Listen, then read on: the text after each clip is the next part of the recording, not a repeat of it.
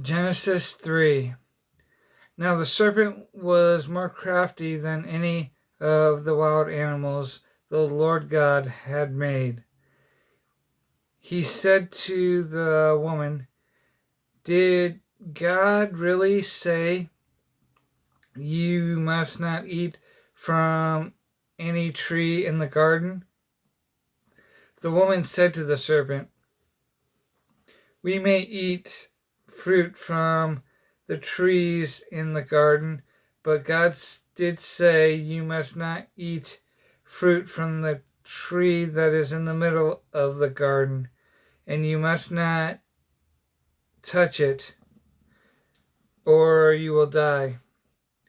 "You will not surely die," the serpent said to the woman, "for God knows that when you eat of it, your eyes will be opened, and you will be like God, knowing good and evil."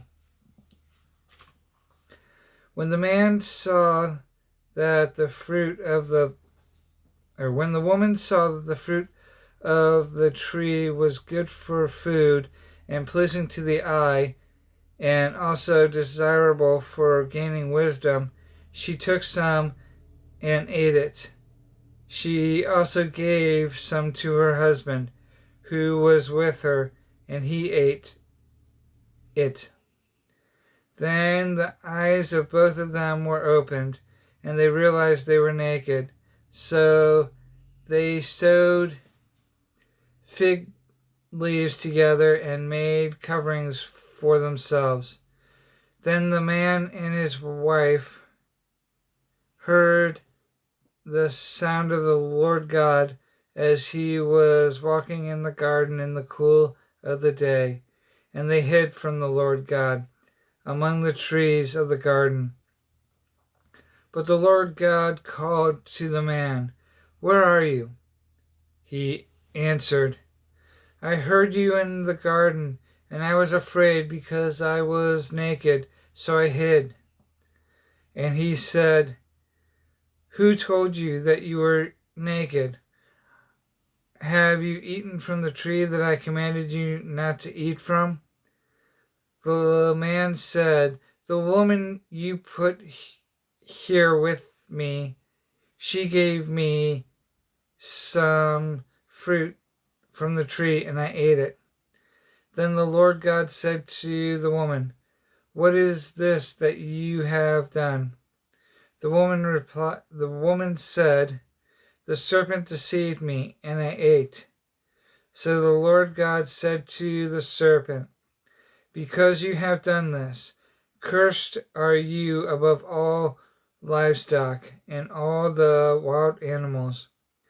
You will crawl on your belly, and you will eat dust all the days of your life.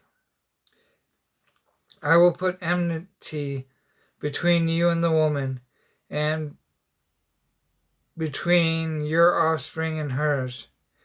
He will crush your head, and you will bite, and you will strike his heel." To the woman he said, "I will greatly increase your pains in childbearing. With pain you will give birth to children. Your desire will be for your husband, and he will rule over you." To Adam he said, "Because you listened to your wife and ate from the tree about which I commanded you, you must not eat of it. Cursed is the ground because of you. Through painful toil you will eat of it all the days of your life. It will produce thorns and thistles for you, and you will eat the plants of the field. By the sweat of your brow you will eat your food until you return to the ground, since from it you were taken. For dust you are, and to dust you will return." Adam named his wife Eve, because she would become the mother of all the living. The Lord God made garments of skin for Adam and his wife and clothed them.